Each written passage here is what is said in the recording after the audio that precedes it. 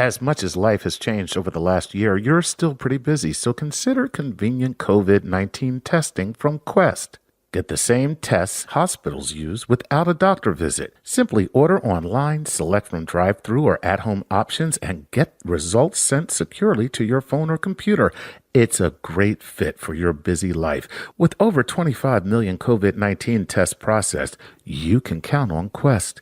So order your test today at questcovid19.com. That's questcovid19.com.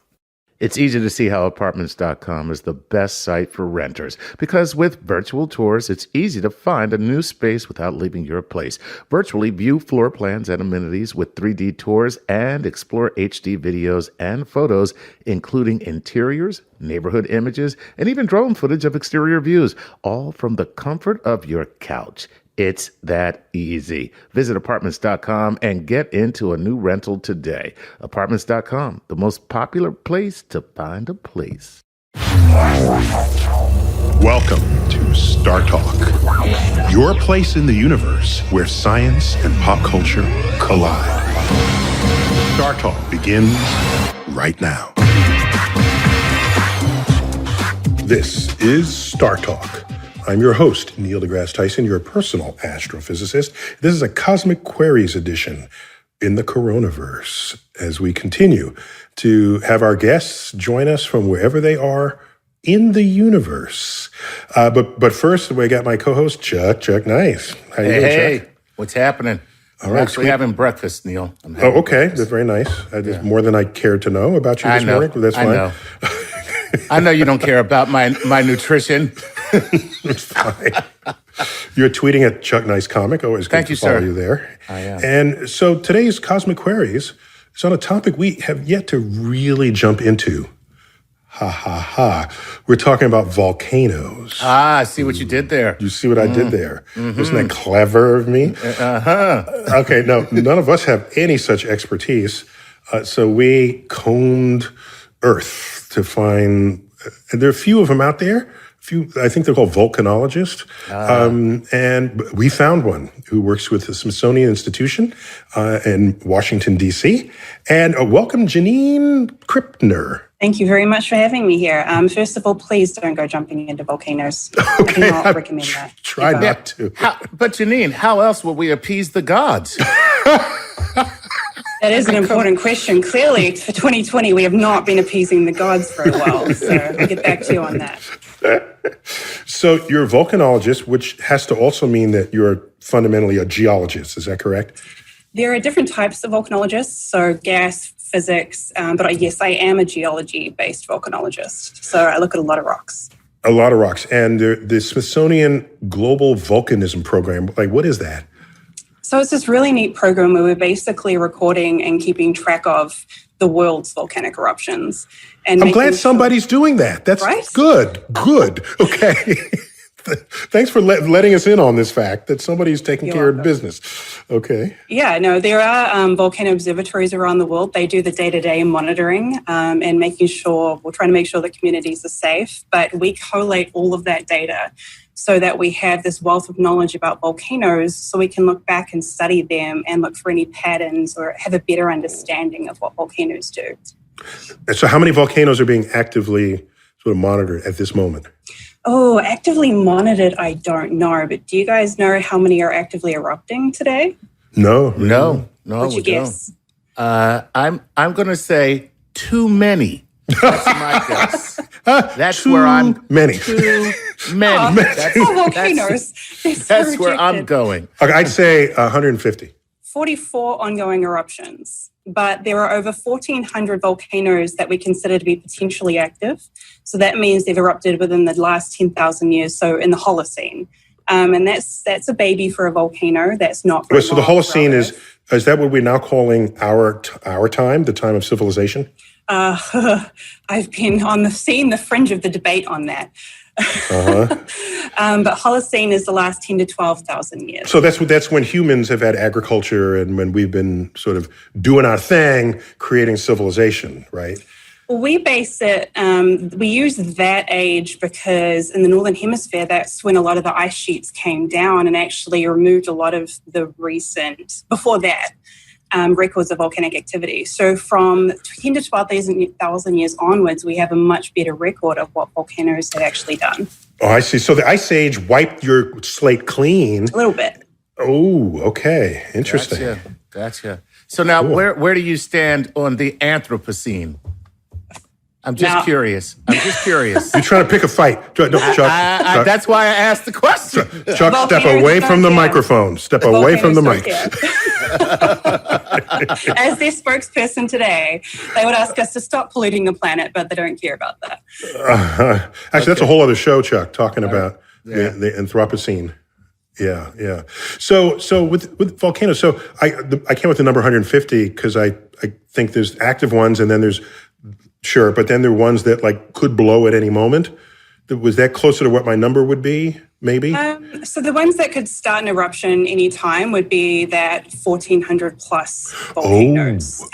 So while they might not be showing any signs of erupting today or tomorrow or even next year, that can change very quickly. So there are we have to prioritize somehow which volcanoes we're going to put our resources and our monitoring into. So that's a good start, is looking at, okay, which ones have erupted recently, which ones have young magmatic systems underneath them that might start anytime soon. So magmatic means just molten rock. Magmatic, that's the verb, or no, the adjective. Yeah, it's like if you have a lava lamp above the surface, it's a lava lamp. If you put it below the surface, it's a magma lamp. So magma below, lava above. That's the only difference. Okay. Interesting. So magma that's hit the surface, it has a new name, even though it's the same stuff. Yeah, I mean, it does change because now it's at atmospheric pressure, so it starts to crystallize and cool down, and it releases a lot more gas very quickly. So there are changes, but it's the same stuff. Okay, I never thought about that. Okay. You wouldn't speak of magma rivers flowing down a volcano. Those are lava rivers that moments ago were magma coming up out of the caldera. Yes. Okay. Mm-hmm. And do you sell magma hats? Because I've been trying to get them for a long time. I just want one of those magma hats. I love them so much. Might have to make them black, like the rock, once it's cooled down, instead of red. You had me at black, Janine. And I wanted to make fun of the fact that you had two different words, but in my world, we have three different words for the same thing. So there's an asteroid moving through space. If it's visible as it descends through the atmosphere, then it's a meteor. And then after it hits the ground and you pick it up, it's a meteorite. Meteorite. Yeah, same damn thing. And it's all the same thing. Same damn thing, yeah. That's, confusing. Well, they're very complicated, these astrophysicists, So let's start with questions. This must have been a very fertile topic, because who doesn't think about volcanoes in our lives? Without a doubt. You should, every day. So you know what we normally do. We go out to our various incarnations on the internet and we ask people to send in their inquiries. Mm-hmm. We always start with the Patreon patron because they give us money. Yeah. And quite frankly, we love that transaction. It's a lovely transaction. Chuck, we need a less crass way to communicate this information. That's why I love it so much. Anyway, here we go. So let's start with Christopher Zappel on Patreon. And he asks, are there any new developments with the super volcano under Yellowstone? And I will add to Christopher's question as an addendum. What is the super volcano under Yellowstone? I should have placed a bet that this would be the first question. I knew it was coming. Mm-hmm. So supervolcano is actually a word I don't like. It's a word that means a volcano that can produce these largest style of eruptions, we have a VEI, or Volcano Explosivity Index, which goes from smaller eruptions to the biggest of the big. So this has been coined a super eruption, the biggest style of eruption. And a supervolcano is a volcano that can produce a super eruption. Yellowstone has produced 2 of these in its entire history. So while it may never do one again, and at the moment there's no signs that it even has enough magma to do that anytime soon, it's just a word that says that it's capable, because it has in the past, of producing these very large eruptions. As far as new developments go, people are always trying to learn more about this volcano, basically getting more understanding of the subsurface, of the geothermal system, which is not really related to the subsurface. They're Yellowstone Volcano Observatory, which is part USGS, part universities, part other organizations. So USGS, United States Geological Survey. Yes, USGS, that is correct. Yeah, but it's not just them. It's a group of organizations that are monitoring this volcano and constantly looking at the geology to understand what style of eruptions have happened before and therefore what it might do in the future. Wait, so when was the last eruption? How long ago? The last eruption, I think Yellowstone, the last eruption was about 70,000 years ago, and that was just a lava flow. In fact, the last 50 eruptions at Yellowstone, most of them have just been lava flows. In other words, it's just the potential for the eruption. It's not, that's it. Just, it could. I mean, that's like. It has. It has, and therefore it could. Wait, Janine, just admit it. Say, we have no idea. Yeah, because I was going to say, that's not it's just not a really good, descriptor, because it's like me saying, I'm a super dad. I never met my kids. I don't play child support, but I could. So. He could. He could do it. I could do it. It's not a good name. I agree with you completely. It just means it has in the past. Most of the eruptions are much, much smaller, but it's become this, it's like the adult version of the monster under the bed at this point. Gotcha. All right. Okay, let's move on. Next question. Let's go to Christopher Fowler. Dr. Tyson and Dr. Krippner, in regards to volcanic emissions and climate change, does volcanic activity release more greenhouse gases to the atmosphere than human activity? Now, climate obfuscators often cite volcanic activity as one of the main contributors to greenhouse gases on Earth.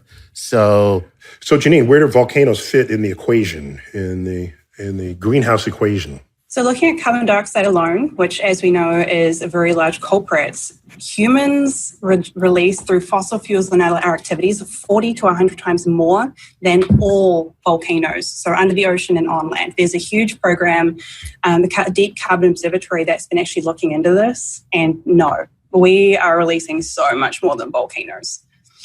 So volcanoes are not the problem. They shouldn't even be part of the conversation because they're going to do what they're going to do anyway, right? They are. Right. They helped us get our atmosphere in the beginning, and they're a very important part of the natural carbon cycle and our atmosphere and all these nutrients. But as far as what we're seeing now with climate change or global warming or whatever you want to call it, they are not the culprit. We are.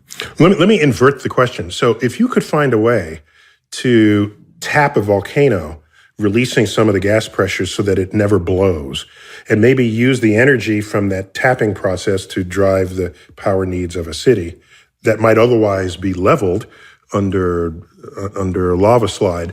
You're saying that's not good for the greater balance of the Earth's ecosystem because Earth needs some rate of volcanoes to sustain its balance? Is that a true statement? Yeah, I think so. I mean, not that we can't stop eruptions. That's something we cannot do. We are so tiny on the scale of these enormous, enormous systems. But they're a hugely important part of life on this planet, for life, for soils, for the atmosphere, for nutrients. So no, we shouldn't be stopping them. That's just what our planet does. That is part of us living here. When it happens, when people are involved, of course, that's heartbreaking and devastating, but it is something that we have to live with. I just love the fact that Neil deGrasse Tyson turned into a Bond villain just then. Did, right? Yeah, it's just... kill the volcanoes. That's very cool. Yeah, be careful what you wish for, right? If you get rid of all the volcanoes, something else happens down the line. 2020, please stop saying stuff like that. All right. All right, Chuck, great. One more question before we go to break. Okay. All right. I love this. This is Karen Netherland from Facebook. And Karen says, hi, this question is from Jackson, who is 6 years old. Jackson would like to know, why do volcanoes explode? Ooh. So we actually don't have time to get to Jackson's question right now. But when we return, we will find out why volcanoes blow in the first place on Star Talk.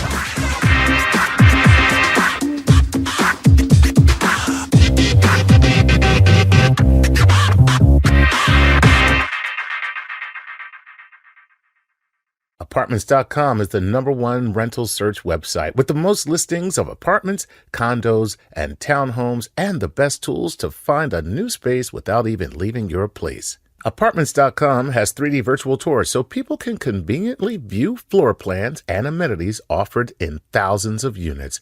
Apartments.com also has HD video, including drone footage to see exterior views, unit interiors, and neighborhood views of different communities. You can find high-res photos, including floor plans, amenities, local neighborhoods, images, and more. Plus, Apartments.com has detailed property descriptions so people can find out more about apartment communities, the range of amenities, and reviews from other renters and neighborhood information.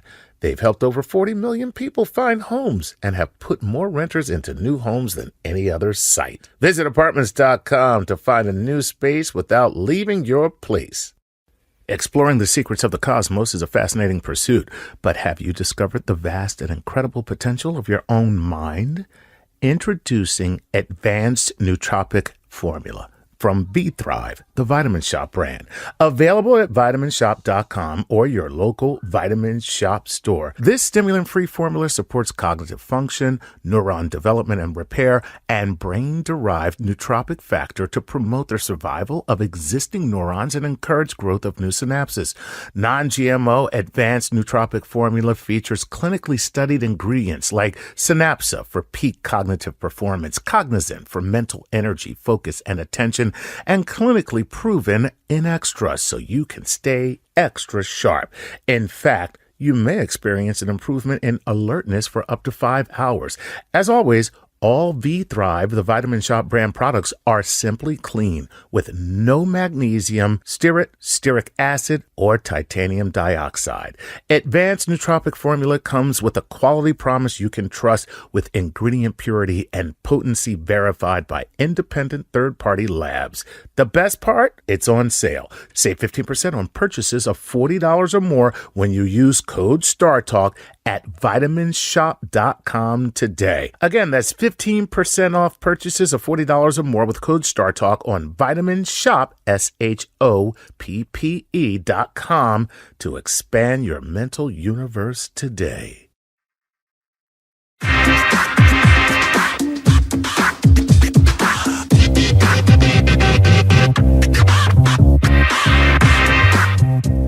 Star Talk, we're back. Cosmic Queries, the volcano edition of Cosmic Queries. I got Chuck Nice, as always. Chuck. Yes, sir. Yes, sir. And we have our volcano expert. They do exist in this world. Janine Krippner. Janine works for Smithsonian. And if you heard our first segment, you caught a little bit of an accent in her. And you hail from originally where, Janine? New Zealand. And when I'm in New Zealand, my accent is much stronger, I promise. So thanks for tamping it down for us so we can understand your English. You're welcome. I visited New Zealand a couple of years ago. It's a beautiful place, and I would return in a heartbeat. And, of course, I visited Hobbiton. Oh. And the whole family went, and my son he wanted to move there. He just wanted to live in Hobbiton. I don't blame him. That's actually just sort of up the road from where I live. It's a beautiful place to be living. Whoa, very cool. Very cool. So, Chuck, we left off with a question from a 6-year-old kid named Jackson. And what was that question? That's right. And Jackson wanted to know, why do volcanoes explode? Back to basics. Janine, what do you have for us? That's a really great question. So once we get magma high enough, down way deep down below, magma is rising towards the surface because it's less dense than the rock around it. So if you pour oil into water, the oil rises because it's less dense. Same thing. Once you get it closer to the surface, that magma has a lot of gas in it, very, very gassy stuff, a whole lot of different kinds of gas. Chuck is gassy all the time, I've noticed. I hope you're okay with that. Well, it's because I eat a lot of vegetables. That's all. Oh, good. That's healthy. I'm just glad we're on Zoom right now and not in the same room.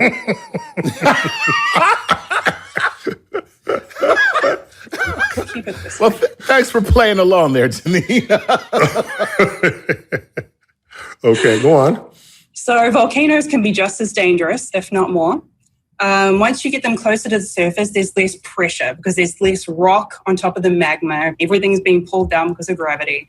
So if you think of a bottle of soda, when you get it straight out of the store, you can't see the gas. You know there's gas in it, but that gas is under pressure. It's inside the liquid. It's in solution. Once you take the cap off, that's releasing the pressure and that gas can start to come out. If you shake it up and take the cap off, that's essentially what an explosive volcanic eruption is. You have this gas coming out so quickly that it's violently ripping apart the fluid, or in this case, the magma or the rock. So that's why it's not just a single pop. It's not just a single amount of pressure trying to pop a lid. It's once that does pop, all these gases now want to continue coming out. Yeah. It can be a bit of what we think can happen is it can be a wave that goes down that conduit of the magma. Once you have a more of an open system, so it's already made its way to the surface, you can have more discrete eruptions or explosions. We call those volcanian. Or if you have runnier magma, you can get strombolian eruptions. If you have the magma coming up, hasn't erupted yet, it's essentially like shaking up a bottle of Coke and taking the lid off. So you've classified types of eruptions. Yes, so volcanian is where you have these volcanic ash plumes, and volcanic ash is not smoke. It is pulverized volcanic rock and gases. So that's when you have an ash plume that comes out and then it detaches eventually. And then you range up to your very large eruptions, which we call Plinian, which is from the Vesuvius 79 AD eruption, but named after Pliny the Elder, who was there. Scaling it back to the other end, when we have runnier magmas, we have strombolian eruptions, we have Hawaiian eruptions, which is what we saw in Hawaii when that was still erupting. I was going to guess that. Good guess. The Hawaiian eruptions, yeah. We do have plenty of other types of eruptions too, but those are the main ones. Okay, all right, cool. So we tell Jackson it's like open up a bottle of soda. Outside, please. Outside, after you shake it. After you shake it. That's popping the cap on a... All right, Chuck, give me some more. It's an excellent definition. Very, very easily to understand. Here we go. This is... Before we get to our next question, Janine, when I visited New Zealand not too long ago, just a couple of years ago, I visited Christchurch, and they were still recovering from a major earthquake that had occurred there. And I'm just wondering, does proximity to geologic activity enhance people's interest to want to study it? Well, I always loved volcanoes. I'm pretty sure I was born that way. I don't remember when I started, but I'm the only person that I know from my hometown who's a volcanologist.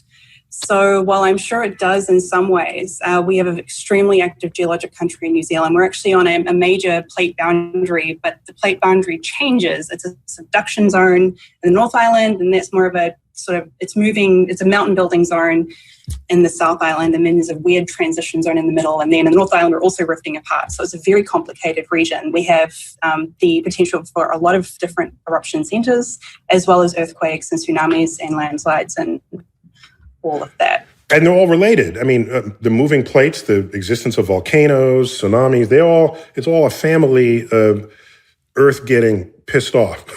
Oh yeah, big heavy family. Now, if you wanted to be a volcanologist from very early on, you still have your eyebrows. So it seems to me you would lose those every time you leaned into a volcano to look in. Oh, these are painted on. Okay, that's the answer. Okay. I've only nearly lost eyebrows or arm hair once, but no, I haven't leaned over a crater looking into lava yet. So I'll let you know the eyebrow status after that. Gotcha. I want a full report. I'll let you know. All right, Chuck, what else you have? Yeah, that's pretty good. Actually, that kind of, it's a perfect segue into the digital addicts from Instagram. His question, or her question, not sure, says, "Hey, Neil, big fan here, and hey, Janine. Everybody seems to be asking about the volcanoes themselves, but I'm more interested in the equipment. What ways are there to analyze volcanoes, and how far can we reach into a volcano? Thanks, love Star Talk," and I'll just say thank you to his last statement because it was a compliment, but I don't need to actually say it, but thanks. Withholding compliments from me. Yes, I'm withholding compliments from myself, you know. Okay, yeah, yourself too. So Janine, are you in full moon suit when you go into calderas? What's your standard equipment? So going into calderas, I should probably say the difference between a crater and a caldera. So going into a crater, which I've done, it did not have lava in it. Most of them don't have lava in it. Versus a caldera, you mentioned you've been to Yellowstone. So all of that area within the park is the caldera. It's just so big you can't see it. But if you are sampling lava, you can have that spacesuit looking thing, which is basically to protect you from the heat if you have to be there long enough. But if you run up, grab a sample of lava, run away again, there was some great footage of people doing that with their 2018 Kilauea eruption. You don't need that suit. You just need to be quick. Our technology. By the way, I noticed that I visited Vesuvius in Italy, and that thing, I don't know when it last erupted, if not Pompeii, but I didn't see any lava, but it was hot. It was hot. I went down there to get a closer picture. I said, I can't get any closer. And nothing was glowing. Nothing was flowing. So I felt like the really inadequate stuff, like I would never be a volcanologist. No, probably not. You're not tough enough for man. Sorry. I have been in a lava tube that was so hot my eyeballs were drying out. That's the hottest I've been near. And that was 2-year-old lava. So it was mostly cool and solidified at that point. But no, they can get very dangerously hot. So floor is lava, not a good game, ever. So you do have a special equipment. Do you have like do you stuff to repel down the side of the wall? That sort of stuff too, like mountain climbing things. Yeah, depending on the type of fieldwork you're doing. So there's a huge range in fieldwork, whether you're collecting rock samples, whether you're collecting gas, whether you're mapping everything that's around there, whether you're looking at temperature, there are so many different things to do on a volcano, and each one of them is their own specialty. So it seems to me everything you just said can be done with drones and robots. No. Oh. You cannot replace us with robots. Okay, now wait a minute. Let's say, Janine, you got to qualify that. I mean, that's like me saying, no, a robot cannot tell jokes. You know, like. You don't want the robot to tell jokes. Right, I don't want the robot to tell jokes, but robots can tell jokes. So why could you not replace you with the robot? Well, I got one. What college did the robot go to? What college did the robot go to? Solid State University. That could also be a geology joke. A bad one. So there are a lot of things that we need to see in the field for ourselves. So when we're going out there, we're basically looking at everything around us to try and understand what this volcano has done before. So if you have a drone and it takes even high-resolution photographs, or even if it gets samples, which would be very time-consuming. And we do use drones when it's dangerous. There are absolutely good uses for drones, but there's so much more that we can do as humans with all of the experience that we have, knowing what to look at when you have this huge area. Even when craters are really, really big. You said you looked into Vesuvius. That's, they get much, much bigger than that, and we are tiny if you look at photos of people on craters. So there are more... there's much more analytical thinking that we can do with our experience instead of sitting in a drone saying, look at that, go look at that, get that sample. And things like collecting gas, you need to get it at the vent in a lot of cases. You can get samples using drones higher up, but by then you have the gases are diffusing. And so drones are absolutely useful, but it's still very important that we get in the field as well. Chuck, sounds to me like Janine wants to keep her job. I really like my field work. You're welcome to come and tell jokes. I'll laugh. Sounds good. All right. Let us move on to... I just like the name. This is Du Russell, okay? And Du Russell says from Instagram, can a mountain ever form into a volcano? Well, a lot of volcanoes are mountains. Right. And if you have a mountain area that is a volcano, you can grow new cones, which some people might call a new volcano. If you're looking at mountain building ranges, often those are made of things like older granite or the areas that aren't really volcanically active. It might be more difficult to get a volcano to form there because the magma has to make its way through the subsurface and everything's under pressure down there. So it's going to find the easiest way to the surface. So, well, yes, it absolutely could. It really depends on the easiest way that the magma can get to the surface in that area. So the magnet is opportunistic, is what you're saying. Yeah. Yes. I mean, it's already come all this way, like tens to hundreds of kilometers towards the surface. Right. Yeah. So Very it's hardworking. but when it gets to that point, it's like, I can't do no more. I just can't. So I got you. If you look at all the granite in the world, that's failed eruptions, technically. Granite is magma reservoirs that froze, that stopped, that didn't erupt and slowly crystallized below the surface. So if you look at granitic mountain chain ranges, all of that is a magma that never managed to make its streams as an eruption. Isn't Mount Rushmore, what's Mount Rushmore made of? I don't actually know. Sorry. Oh, that's showing you're my from New foreigner Zealand. skin there. Yes. I think Mount Rushmore is made of American exceptionalism. That's That's right. Hopes and dreams. Hopes and dreams. Hopes and dreams. Lost dreams. That's right. All right, let's get one more before the break. Okay, here we go. This is this is Diego Herrera from Instagram. He says, "Greetings from Colombia. How does the temperature?" Is that what he says? That's what he said. Yeah. He said it just like that, too. That's how he said it. Yeah, he said, "Greetings from Colombia." Anyway, he says, "How does the temperature distribution of flowing lava change as it comes out of the erupting volcano? Specifically, how long does it take for the lava to solidify?" So...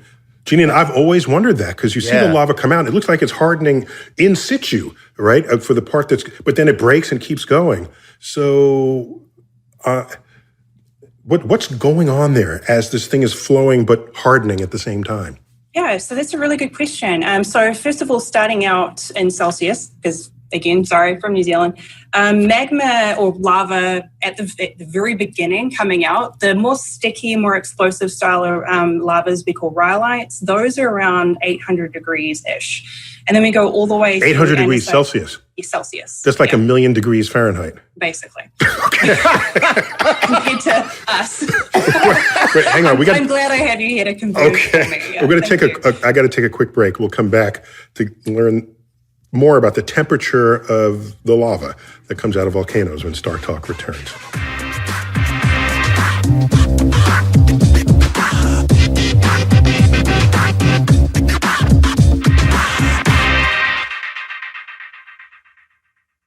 Are you always taking care of your family? Do you often take care of others and not yourself? Well, now's the time to take care of yourself because you deserve it. Teladoc gives you access to licensed therapists to help you get back to feeling your best, to feeling like yourself again. Sometimes we don't know how much we need to talk to somebody. Take it from me personally. During the entire pandemic, I have had virtual sessions, and it has been such an incredible help. Now, with Teladoc, you can speak to a licensed therapist by phone or video. Therapy appointments are available 7 days a week from 7 a.m. to 9 p.m. local time. Hey, maybe you're feeling overwhelmed. Maybe you feel stressed or anxious or depressed or lonely, or you might be struggling with a family issue. Teladoc can help. No need to wait months to get a therapist. Teladoc is committed to facilitating great therapeutic matches so they make it easy to change counselors if needed for free. Teladoc therapy is available through most insurance or employers, and individual plans are also available. Download the app or visit teladoc.com/StarTalk today to get started. TELADOC.com/StarTalk. We'd like to give a Patreon shout-out to the following Patreon patron: Joel Jericho. Joel is a prolific creator of cosmic art and has been an avid supporter of Star Talk for years, and we thank him for his patronage. And if you would like your very own Patreon shout-out, go to patreon.com/StarTalkRadio and support us.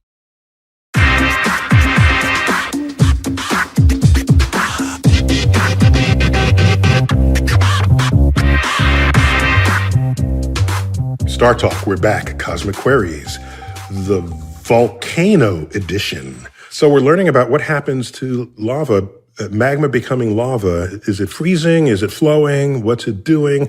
And tell me that temperature that it is. So your temperature takes to liquefy rock. What temperature is that? So it depends on the rock. It depends on the composition of the rock. Your lower temperature compositions like rhyolite, around 800 degrees-ish, give or take a few hundred. We're looking at our basaltic lavas like a Kilauea, 1,000 to 1,200 degrees Celsius, so extremely hot. Wow. So when you have those lava flows or across the entire range, all of it can form lava flows. When it comes out of the surface, as the crust is cooling very, very quickly, that's when it turns to black or gray of some kind very quickly. If you have a really thin lava flow, it will cool a lot faster. It can still take, I don't actually know. I'm going to guess days to weeks if it's a thinner lava flow of a few meters. You can get lava flows that are tens of meters, and those can take months to years. So it really depends on how much lava you have, the thickness of the lava, and how much of it is coming out. But it can take a very, very long time. It's amazing. Wow. Mm-hmm. Well, so this is cool then, because Kay Futch asked this. It's a perfect tie-in. If lava moves so slowly, why is it so destructive? I mean, I guess, get out of the way is really not the way to handle it. In the cartoon, I never understood the cartoons where there's a ball rolling down the hill and they're just running away from the ball rather than just stepping to the side. Never understood that. Right. That is very good hazards advice. Stay away from the hill. But is that because of these temperatures? Is that really the big, aside from the fact that you basically have slow-moving rock that's going to consume whatever's in its path, but is it the temperature primarily that makes it so destructive and so dangerous? Some of it is pretty quick. We saw that with the Fisher 8 Kilauea 2018 event. That was very rapidly moving lava. But even with the very small, slow-moving ones, you can usually outwalk lava, but it will bulldoze everything in its path. So if you have a town in the way, it's going to go through everything. But with the fast-moving lavas, it can destroy everything. It can create fires. It can have a lot of very dangerous gases coming off it, and it's also extremely hot. So there are a lot of hazards that are around lava flows.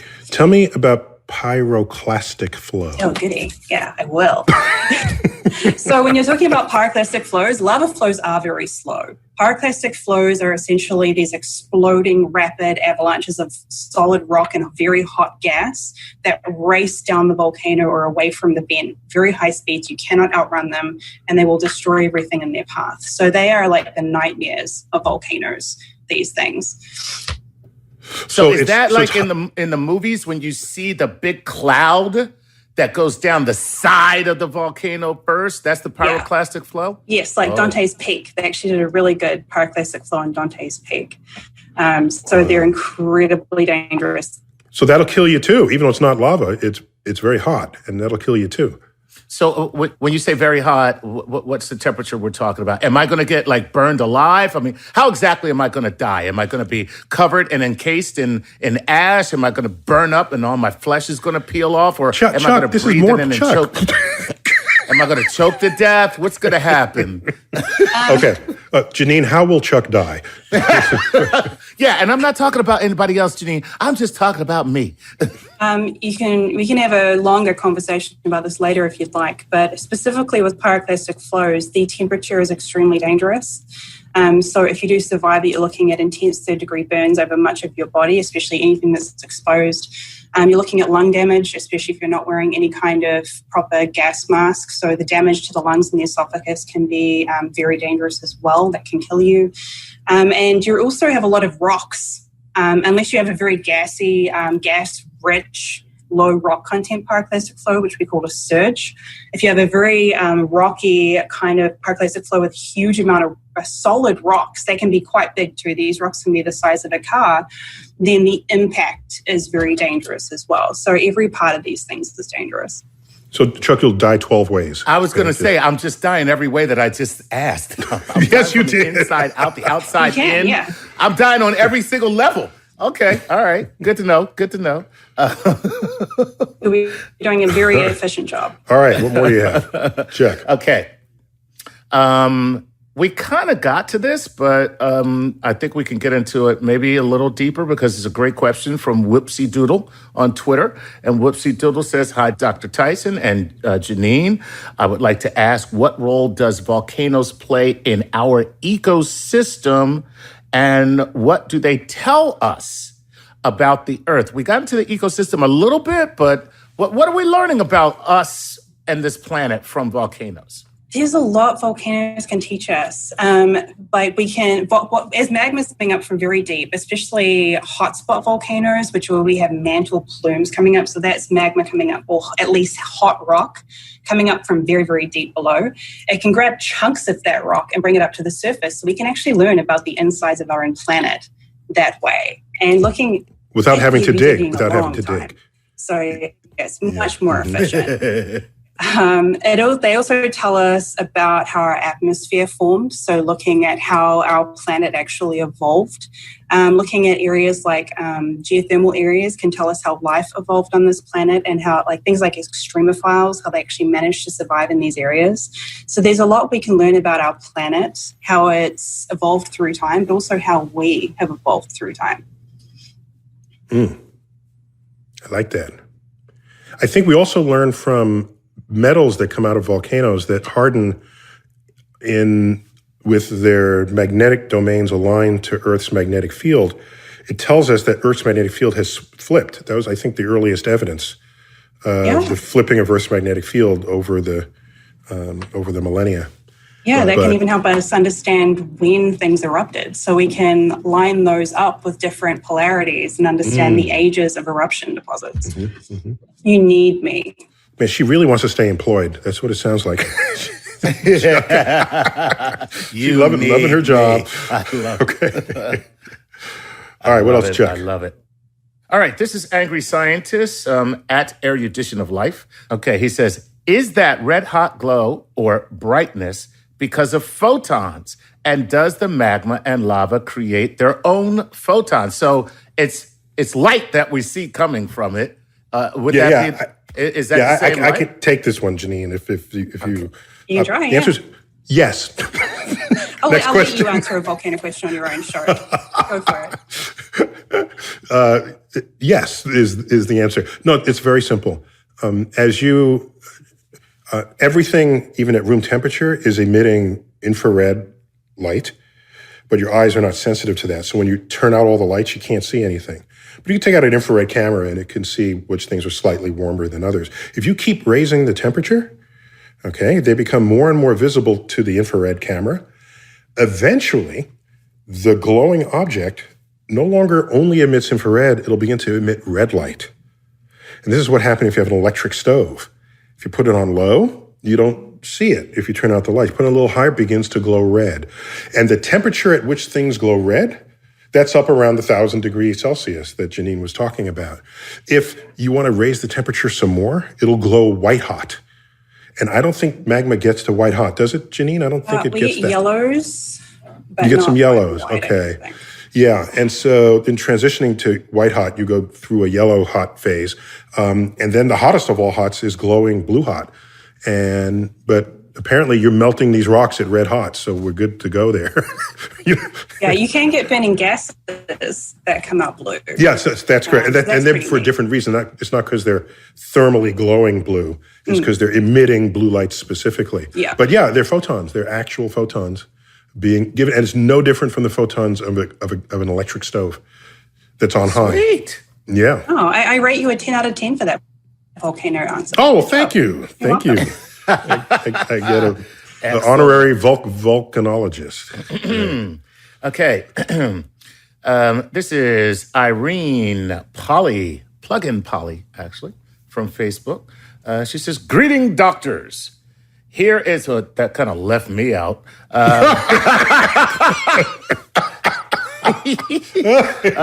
Here is one question for you guys. How many dormant volcanoes with potential to cause, now here's the qualifier, mass devastation are there here on Earth? So that excludes a lot. What's the definition, Janine, what's the definition of dormant?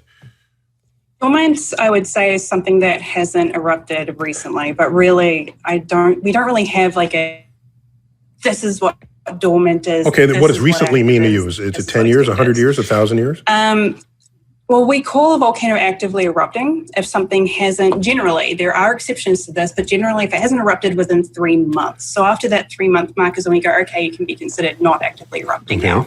But you can still have active systems. So we have a few crossover terms there.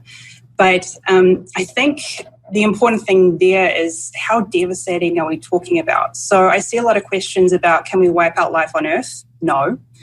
But devastating can be extremely devastating with a much smaller eruption if you have a city on the flank of the volcano. Ooh, like Pompeii, for example. Like Pompeii, exactly. And there are some cities living in volcanoes, like Camp Flegrei, right next to Pompeii. So, but if you're talking about like impacting a large area, I don't know how many we have. So we could look at how many we know that have erupted, those large-scale eruptions. I don't know the number for that either. But that doesn't say that volcanoes that we know now that haven't done that in the past might not do that in the future. So there have been some volcanoes that people didn't even really know were volcanoes before they produced extremely large eruptions. And Pinatubo in the Philippines in 1991 was a kind of example of that, was the locals didn't really see it as a volcano. It was just like a low-lying hill. And then it had the second largest eruption of the last century. So good question. Don't know the answer. By the way, during Pinatubo, I had observing time allocated for me completing my PhD thesis in Chile, in the Andes Mountains, and Pinatubo's ash crossing the Pacific Ocean interfered with my observations through the telescope. The quality, the transmissivity of the air of this starlight that's been coming from the center of the galaxy for 30,000 years, and it's got to slam into Pinatubo ash. Pissed me off. Janine, it's your fault. Okay. It's Janine's fault. Okay. Yeah, I was totally in charge of that back then. That's so funny. Well, there you go, Irene. By the way, Irene is coming from Helsinki, Finland. Just wanted to let you know. And she also gave me a friendly little troll by saying, Chuck, my name is pronounced Irene. So there you go. Irene. Helping you out, Chuck. No, she's mocking me, Neil. She's mocking me. Her name is Irene. Oh, she's mocking you. Okay. Yeah, she's totally mocking me, man. Okay, fine. She's like, that happened a lot. What's that? Does that happen a lot? Yeah, Chuck is still learning how to read. That's the problem. Listen, I think as a person who has suffered tremendous head trauma all my life, that I do a fantastic job reading these names and questions, okay? You've done great. I'm proud of you. Okay. So we might have time for, I think, just one more question, Chuck. Oh, wow. Okay. What do you have? Okay, here we go. This is Hussein. That ain't right. From Hussein says from Twitter, if this ever happened, or has this ever happened, and if it does, how much are we prepared for a super eruption that would cause global darkness for months? First of all, is that possible? That's not here, but one, is that possible? Two, would there be any contingency plans for something like that? So as far as a volcanic eruption, there's a lot of misunderstandings about that. So Yellowstone is usually one people refer to as saying that would destroy the entire United States. But with the recent very large ones we've seen, where I am in DC, we get about a centimeter or less of volcanic ash. So this wouldn't cause darkness around the world. That's not what blocks out the solar radiation. That's the gases. And as you pointed out, those can reduce visibility, but not cause darkness. As far as how prepared we are, that's a complicated question, because in volcanology, what we do is we learn as much about volcanoes as we can to understand what they've done and therefore what they might do and where they might do it. We also put a lot of effort into volcano monitoring using technology and building experience to understand when volcanoes start giving us signals that, hey, I might be doing something soon. Right, because you're not useful to us unless you can make an accurate prediction. You need us, but we don't do accurate predictions.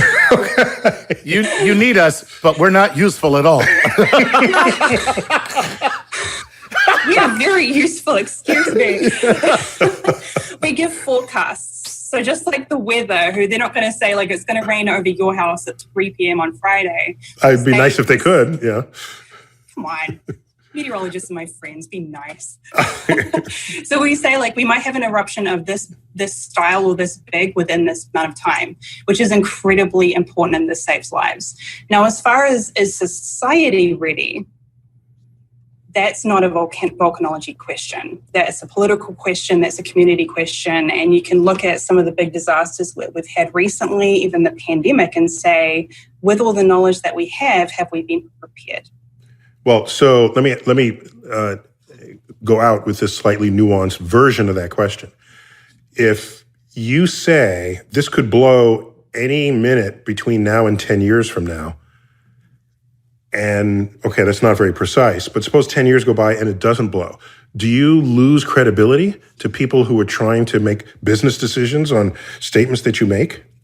That's a big problem. And generally, if you're going to have unrest that's that long, the longer time goes, the more information we're getting. We're getting more information, the more we're monitoring it. So we're going to understand more what might happen. But you absolutely have volcanoes that are magma is actually moving towards the surface, and then it slows down and it stops, and then it moves again and then it stops. And this can go on for weeks or months. So it's really important for us to communicate and have people understand the uncertainty.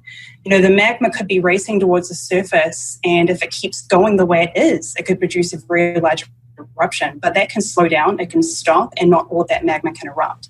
So it's a constantly evolving system. So people need to know that so they can work along with you when you make your best guess prediction based on the data. Well, I'm not going to say guess. Sorry, your best estimate as forecast. Fine, thank you. Yes, and it saves a lot of lives doing that. Knowing when people need to evacuate, we don't want people evacuating and not living in their homes for weeks or months of the year. That's horrible. We want to help people, not harm them.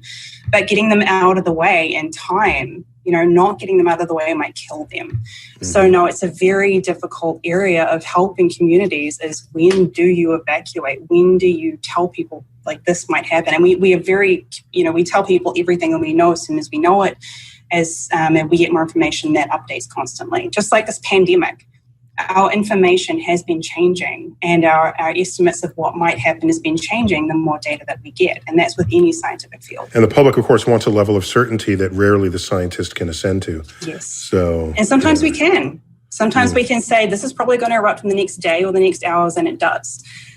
There's a lot of different things, like how well we know that particular volcano. They all have their own personality, how well we've been monitoring it to understand its background level of activity. So what's it normally doing when it's not erupting? The more we do that, the more we can understand when things are really ramping up or when they're changing. Well, based on everything that you just said, irrespective of how accurate your predictions may be, I hope to God that there are no volcanoes in Florida. I can predict that there's probably not going to be any volcanoes in Florida. Well, that's a good thing then. Yeah. There is a movie about a volcano in Florida, but I don't recommend that either. Okay. Right on. We got to actually end it there. Janine, give me one last words of wisdom in one sentence that we can take with us and gives us hope. That doesn't start with, you need me. Oh, damn. Volcanoes are an incredibly beautiful, amazing, and important part of life on this planet. So it's up to us to learn how to live with them and how to keep safe when they decide to do what they're going to do. Nice. Beautiful. That's lovely. Love that. See, excellent. Okay. Well, Janine Krippner, it's great to have you back on Star Talk and for this very important topic. And maybe we can tap you again for some more volcanic wisdom and contribute to the show. Chuck, always good to have you. Always a pleasure. All right, this has been Star Talk, Cosmic Queries. Neil deGrasse Tyson here, bidding you to keep looking up.